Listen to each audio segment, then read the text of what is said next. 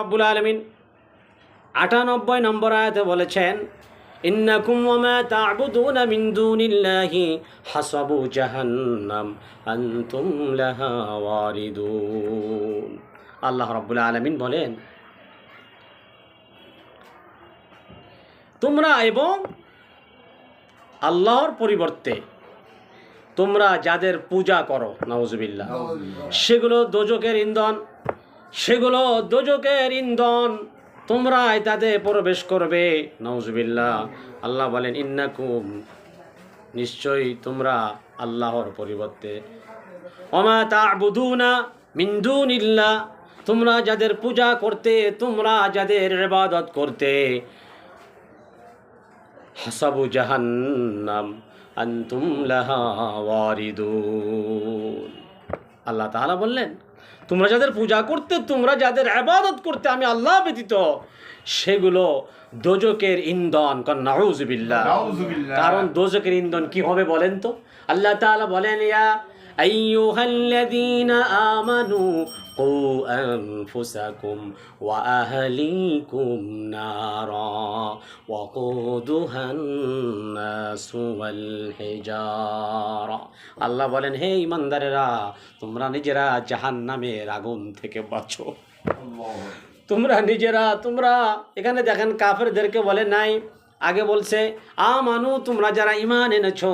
আল্লাহ বলেন কু আনফুসাকুম, তোমরা নিজেদের নফসকে, নিজেদেরকে তোমরা জাহান্নামের এই কঠিন আগুন থেকে, আযাব থেকে নিজেরা বাঁচো। ওয়া আহলিকুম নারা, আর তোমার আহাল পরিবার পরিজনকে বাঁচাও। কারণ ওয়াকুদুহান নাস ওয়াল হিজারা, হিজার মানে পাথরকে বলা হয়েছে। আল্লাহ তাআলা বললেন, কারণ তোমরা নিজেরা বাঁচবে, তোমাদের আহাল পরিবার পরিজনদেরকে বাঁচাবে। কি দিয়ে বাঁচাবে? টাকা পয়সা দিয়ে বাঁচাবে না, ঈমান আমল দিয়ে বাঁচাবে।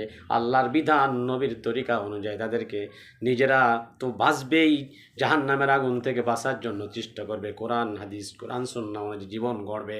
আহাল পরিবার পরিজনদেরকেও কোরআন সুন্নাহ দিয়ে জীবন গড়ানোর তাকিদ দিবে।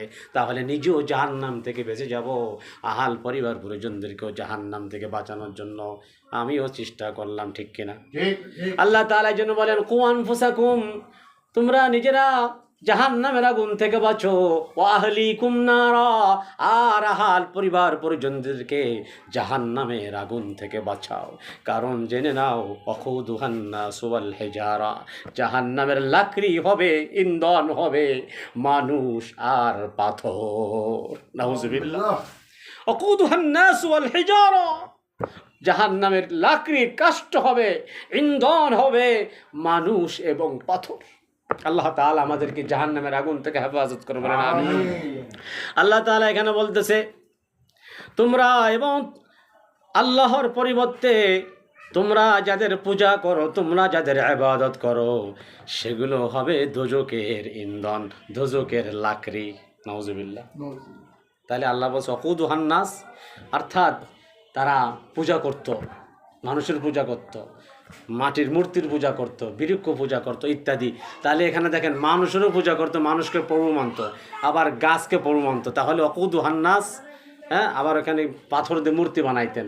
তাহলে আল্লাহ তাআলার এই আয়াতের এখানে দেখেন মিলে গেল, মানুষের যারা পুজো করতো, এই মানুষও জাহান্নামের ইন্ধন হবে। কারা? কাফেররা, মুশরিকরা, ইহুদি খ্রিস্টানরা। আর পাথর বানাইতো মূর্তি দিয়ে, মূর্তি বানাইতো কি দিয়া? পাথর দিয়া। তাহলে এখানে পাথর আর মানুষ, আল্লাহ বলে তোমরা যাদের পূজা করতে, যাদের ইবাদত করতে, যাদেরকে প্রভু মানতে, তারাও সেদিন জাহান্নামের লাকড়ি হয়ে যাবে। নাউযুবিল্লাহ। সুতরাং আল্লাহ তাআলা বলতেছে, এরাই হবে দোজখের লাকড়ি, তোমরা তাতে প্রবেশ করবে। নাউযুবিল্লাহ। আর এইগুলোতে লাকড়ি বানাবো, তোমরা এদের পূজা করতে, তোমরাও জাহান্নামে যাবে। নাউযুবিল্লাহ।